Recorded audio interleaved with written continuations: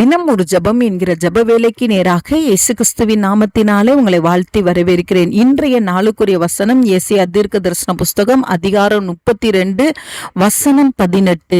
என் ஜனம் சமாதான தாபரங்களிலும் நிலையான வாசஸ்தலங்களிலும் அமைதியாய் தங்கும் இடங்களிலும் குடியிருக்கும். நாம் யாவரும் கண்களை மூடி தேவனை நோக்கி ஜெபிப்போம். எங்களை நேசிக்கிறதான நல்ல தகப்பனே, இந்த நாளுக்காக ஸ்தோத்திரம். கர்த்தர் கொடுத்த புதிய நாளுக்காக நன்றி. புதிய கிருபை, புதிய இரக்கத்தோடு கர்த்தர் இந்த ஜப வேளையில எங்கள் மத்தியிலே நீர் இறங்கி வந்திருக்கிறீங்கப்பா, அதற்காய் ஸ்தோத்திரம். ஆம் ஆண்டவரே, உம்முடைய பிள்ளைகளாகிய நாங்கள் ஆண்டவரே அப்பா சமாதான தாபரங்களிலும் நிலையான வாசஸ்தலங்களிலும் அமைதியாய் தங்கும் இடங்களிலும் குடியிருக்கும்படி விரும்புகிற தேவனே உமக்கு ஸ்தோத்திரம்.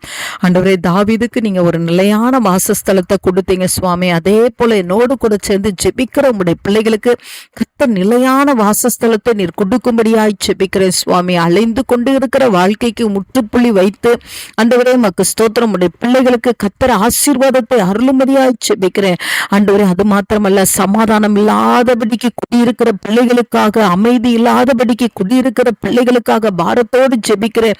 வீட்டுக்குள்ள பிரச்சனைகள், போராட்டங்கள், சண்டைகள் ஆண்டவரே இவைகளை அனுபவித்துக் கொண்டிருக்கிற பிள்ளைகளுக்காக பாரத்தோடு ஜெபிக்கிறேன். குடும்பங்களுக்குள்ள கர்த்தர் சமாதானத்தை தாங்க, அமைதியை தாங்க. நீங்க வாசம் பண்ணுங்க ஆண்டவரே. நீங்க வாசம் பண்ணும் பொழுது அந்த இடத்துல சமாதானம் உண்டாகும் ஆண்டவரே. நீங்க இருக்கும் பொழுது அந்த இடத்துல சந்தோஷம் உண்டாகும் ஆண்டவரே. இன்றைக்கு ஆண்டவரே எந்த பிள்ளைகளுடைய குடும்பங்கள் சமாதானமற்று காணப்படுகிறதோ, பிரிவினைகளோடு காணப்படுகிறதோ, இன்றைக்கு கர்த்தர் இறங்கி ஆண்டவரே ஒவ்வொரு பிள்ளைகளுடைய குடும்பங்களுக்குள்ளே நீர் அற்புதங்களை செய்து உடைய பிள்ளைகள் சமாதானத்தோடு குடியிருக்க கர்த்தர் உதவி செய்யுங்க. பிள்ளைகளுடைய குடும்பங்கள் சமாதானமாய் காணப்படட்டும் ஆண்டவரே. கர்த்தர் ஆசீர்வதிக்கிறீங்க, உமக்கு ஸ்தோத்திரம். இந்த நல்ல கிருபை கர்த்தர் இந்த நாள்ல ஊற்றுகிறபடினால் நன்றி. இயேசுவின் மூலம் ஜெபிக்கிறேன் நல்ல பிதாவே. ஆமேன், ஆமேன்.